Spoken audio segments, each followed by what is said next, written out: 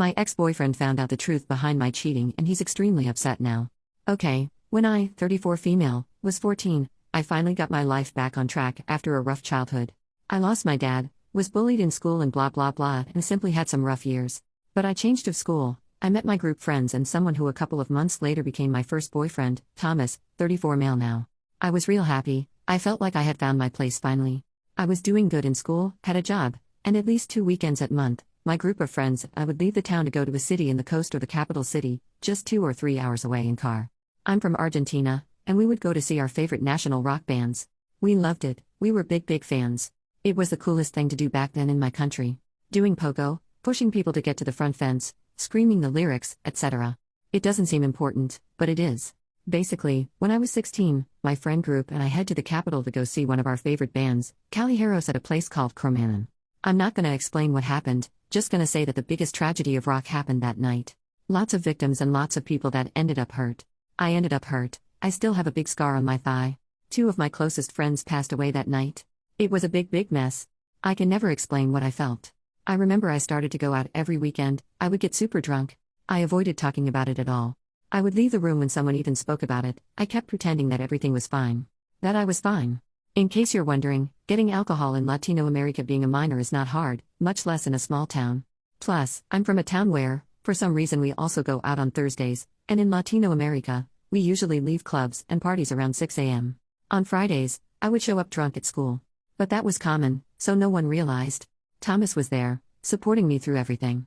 Working hard to get a smile out of me every day, trying to get me to open up, but not pushing me too much either, hugging me when I needed to. And well, our relationship grew stronger, despite me going into a darker hole. When we graduated, we moved to the same city to keep studying, and I decided that it was time for me to cut the bull crap. I got a part-time job and worked hard to get the best grades, got new friends, stopped partying so much. I thought I was fine, or at least I wanted to convince myself that I was, but with time, I realized that I wasn't. We were like 20, and I remember I started to drink again. I hated myself, I felt miserable, I had nightmares of that night, and I felt even worse because I thought I was being like ungrateful. I survived, at least, in my mind, feeling like this was pathetic. Mental health, well, we didn't speak much about it then. It was a taboo to go to therapy. During this time, I started to treat Thomas bad. I was mistreating him. No, I never hit him or anything like that, but I would often yell at him or call him names when he was just trying to help. I kept pushing him away. I realized he deserved better than me. Thomas was always an angel, of course he did. It did not make sense to me why he was still supporting me.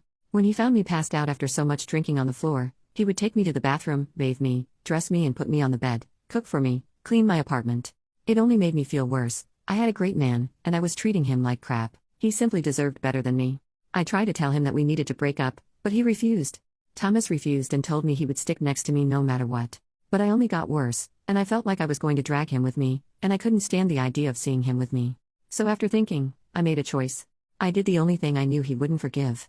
Well, I told him I did it. I told him I cheated on him with a guy from my work, a friend he was jealous of. He was upset, confused, angry, sad and felt betrayed, of course.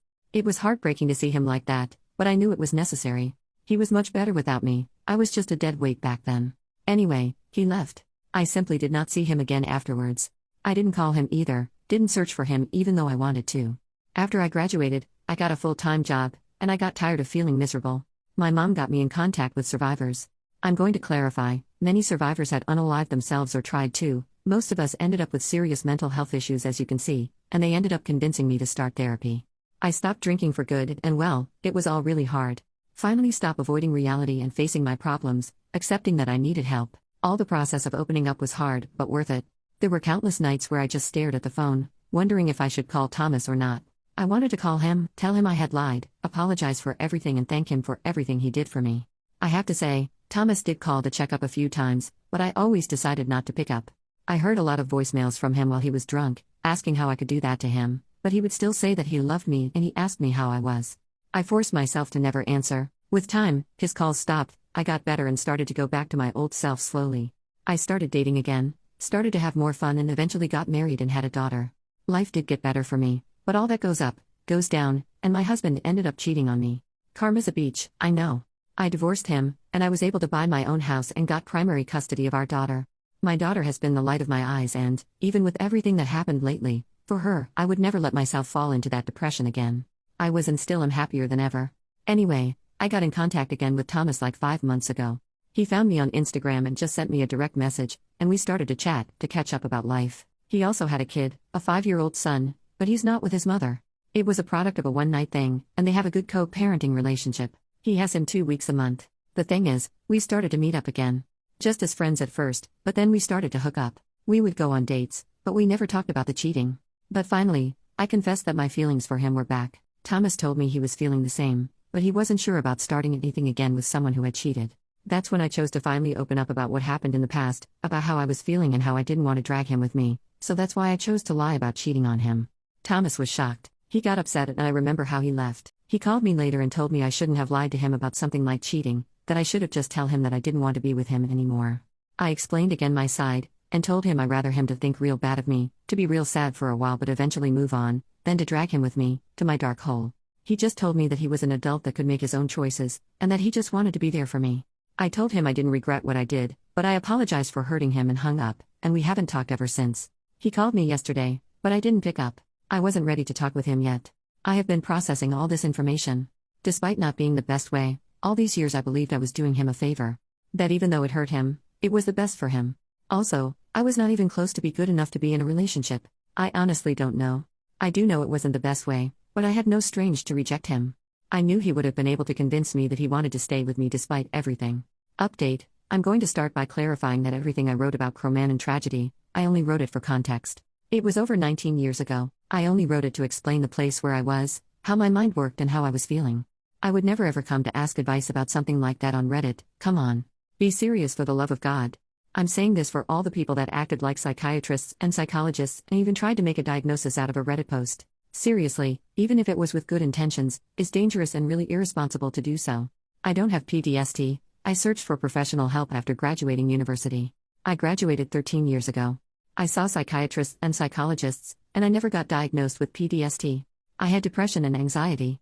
I could never explain the amount of pain I felt after the tragedy, and how it only got worse because I didn't search for help right away. It took a lot of work, but years of therapy and support from friends and family finally made me get back to my old self.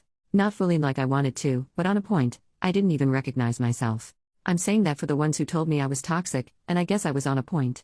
But the others were never the problem. I was so self-destructive back then that I thought the best would be to push everyone away again. But like I said, that was so long ago. And I'm not even close to be like that. I repeat, I wouldn't be so irresponsible to get into another relationship, get married and have a child. When Thomas and I first started to date again, it was like the first years of our relationship. Healthy, fun and full of love. Not like the last year of our relationship. That was definitely the worst year of my life. I've talked about it on therapy for years, and I put it behind years ago. Now it's just something that marked me, but that is my past. It left me lots and lots of problems, but well, it is what it is. I survived and should be thankful for it. Now to the point, Thomas and I met up on Saturday, and things went well. We had a long talk. We talked for hours about everything. He opened up about how hurt he felt, how awful the months after our breakup was, and how he felt like I was making the choice for him. I told him that I was not only doing it for him, but also for me. I couldn't be in a relationship back then. How could I? Traumatized for whatever reason I was, back then I was so self-destructive and not nice to be around.